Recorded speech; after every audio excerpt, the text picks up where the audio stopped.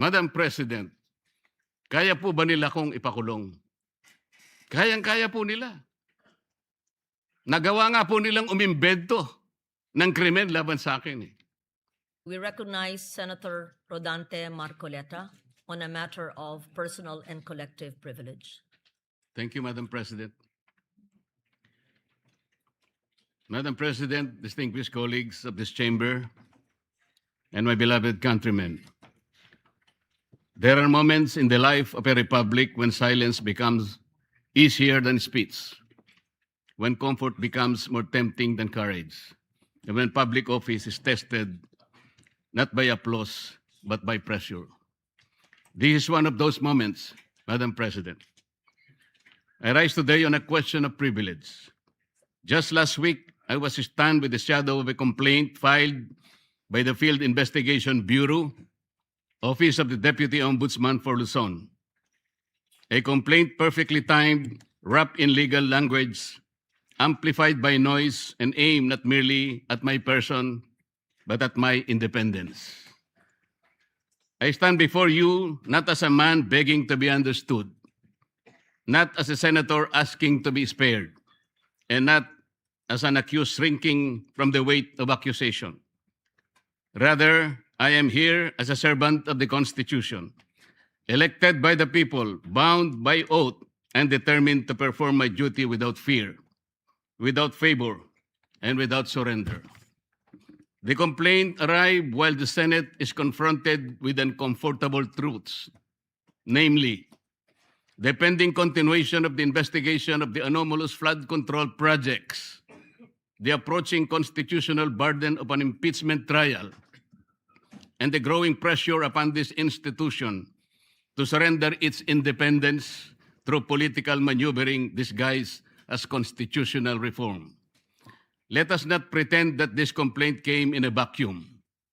The pattern is too visible to ignore. First, remove the inconvenient voices from the inquiry. Then weaken those who refuse to conform. Then frighten others into silence and submission before the decisive constitutional battles begin. Mr. President, this is not merely about a complaint. The trump-up charges filed against me and some of my friends are not merely legal accusations. They form part of a deeper and more nefarious design to intimidate independent voices, to punish dissent, and to warn every senator that the price of asking hard questions could lead to personal damnation. If the intention of these cases is to silence me, let me say this at the very beginning. It has failed. I will not be silenced. I did not seek public office to become comfortable, Madam President. I did not take my oath merely to occupy a seat in this chamber while billions disappear into darkness, while constitutional processes are manipulated by pressure, or while the Senate is slowly conditioned to fear retaliation for independent judgment. I did not take my oath to serve only when service is convenient. I did not come to this chamber to lend my voice when power applauds and withdraw it when power becomes displeased. The senator is not elected to be timid. The senator is not sworn into office to become a spectator while the Constitution is tested, while impeachment proceedings demand judgment, and while the people cry out for truth about the wide-scale theft of public funds. Instead, a senator is elected to stand, to examine, to question, to decide, and when necessary, to resist. This is what I intend to do. So let the complaint be examined. Let the evidence be tested. Let the law speak. I will answer in the proper forum with documents, with facts, and with the calm confidence of one who knows that accusation is not proof, that attacks couched in legal veil do not constitute the truth. And before the Filipino people, I must say what is plain. A complaint without nexus is not justice. A complaint without evidence is public injury, official favor, corrupt consideration, or abuse of office is not accountability. It is machinery. It is pressure. It is a warning shot fired at those who refuse to kneel. And if that warning was meant for me, Mr. President, then the answer is very clear. It failed. The complaint against me speaks of amounts. It speaks of dates. It speaks of suspicion. But suspicion is not evidence. Amount is not corruption. Political inconvenience is not probable cause. An accusation, no matter how loudly repeated, is not proof. It is a theater. It is pressure. It is machination. Let me state the legal defenses plainly on the allegations against me. The law did not define the limits of liberality among friends. They did not say that friendship must stop at a number chosen by one's accusers. They did not say that generosity becomes criminal merely because the amount is substantial. What the law forbids is not liberality. It forbids corruption. What it condemns is not friendship. It condemns the sale of public duty. At least I stated the truth. At least I faced the issue. At least I did not hide behind silence. So I ask, what of those who receive support, gifts, donations, favors, or assistance for their own electoral campaigns and keep them beyond public scrutiny? Shall the law be a sword only against those who dissent and shield for those who belong to the circle of the powerful? If transparency is demanded, let it be demanded of all. If public morality is the standard, let no one be exempt because of wealth, alliance, influence, or proximity to power. And so I speak again, clearly and directly. What official act did I sell? What vote did I promise? What public fund did I touch? What government contract was delivered? What favor was asked, promised, or given? If they cannot answer these questions, then this complaint is not the pursuit of justice. It is a deliberate attempt to silence dissent. But this is larger than me. This is not a fight for one man. This is not a fight for one faction. This is not a fight for political survival. This is a fight for whether the Filipino people may still have senators capable of questioning, investigating, judging, and speaking freely without fear or favor. When this chamber is called upon to sit in impeachment proceedings, we are not merely politicians. We are senator judges. We are bound to listen, to weigh evidence, to apply the Constitution, and to act according to our conscience. That responsibility cannot be curtailed by fear, pressure, harassment, or manufactured accusation. No one should be allowed to intimidate a senator judge into silence. No one should be allowed to punish a member of this chamber for ensuring that impeachment must be governed by law, evidence, due process, and conscience. Whether one favors or opposes any party in those proceedings, that's not the point. The point is whether the Constitution shall speak above political convenience. I will perform that duty, Madam President. I will listen. I will weigh the evidence. I will obey the Constitution. I will not prejudge. I will not be dictated upon. I will not surrender the independence of my vote to any power outside this chamber. Even if the path becomes lonely, I will walk it. Even if the attacks become heavier, I will endure them. Even if my voice becomes inconvenient to the powerful, I will continue to speak the way I should.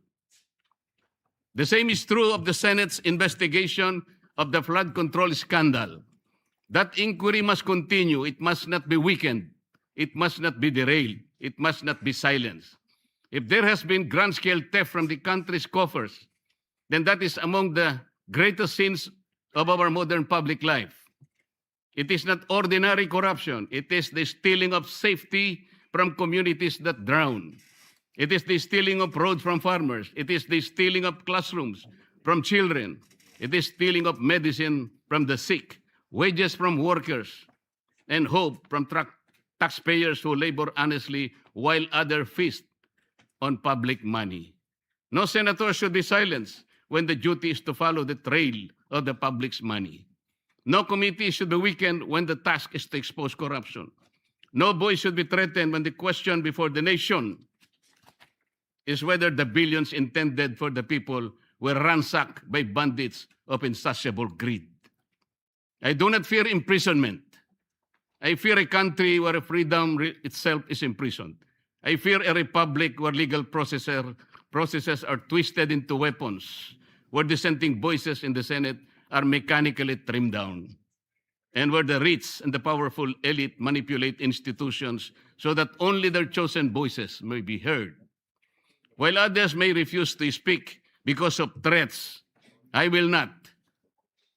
Madam President, I will not let fear write my narrative. I will not let intimidation decide my vote. Make me bleed, and I will still shout out to the high heavens for truth and justice. Push me against the wall, and I will still push back with all the lawful strength that conscience, evidence, faith, and duty can give me. Not with violence, not with hatred, not with recklessness, but within the Constitution, in my hand, the law in my shield, the truth as my voice, and the Filipino people as my reason. Nelson Mandela once spoke of a democratic and free society as an ideal for which he was prepared, if necessary, to die. I do not compare myself to Mandela. I am too little to even try, Madam President. But I understand the burden of that lesson. Freedom is never preserved by the silent. It is preserved by those who still speak when silence becomes the safer choice. And so I say this to those who believe that cases can frighten us, that accusation can tame us, that pressure can make us forget the oath we took before the people. You have misread the Senate. You have misread the Constitution. You have misread me. May I repeat? I will answer this complaint in the proper forum, calmly, firmly, and with evidence. I will sit in impeachment proceedings with conscience, impartiality, and due regard for the record. I will pursue the examination of flood control anomalies with courage, fairness, and determination. I will not allow public funds meant to protect our people from floods to disappear into the hands of those who already have too much. I will not allow the greatest theft of our time to be buried under intimidation. Even if I am the only one left standing, I will stand. Even if my voice is the last one they wish to hear, I will still speak. Even if the path becomes lonely, difficult, and costly, I will continue because the oath I took was not ceremonial. It was not a line recited for record. It was a solemn charge from the Filipino people to defend the Constitution, to guard the public trust, and to act with courage when silence becomes convenient. Let those who weaponize the law answer to history. Let those who steal from the people answer to justice. Let those who seek to silence dissent understand this. A senator who remembers his oath cannot be purchased by comfort, cannot be subdued by threats, and cannot be defeated by fear. Madam President, kaya po ba nila kong ipakulong? Kayang-kaya po nila. Nagawa nga po nilang umimbento ng krimen laban sa akin. Kamakailan lamang po, hindi pa nagtatagal, dito rin sa bulwagang ito, somebody said, sometimes you need to bend the law to be able to please the people. Am I right, Mr. Secretary Remulla? Secretary Remulla, then Secretary of Justice, now Ombudsman, said loudly, "Yes, sir." So pwede na nang baluktutin lahat, kagaya ng pambabaluktot na ginawa nila. Pero sinasabi ko, Madam President, they can imprison me, they can arrest me, but I tell them, they still will not win. Itaga nila yon sa bato.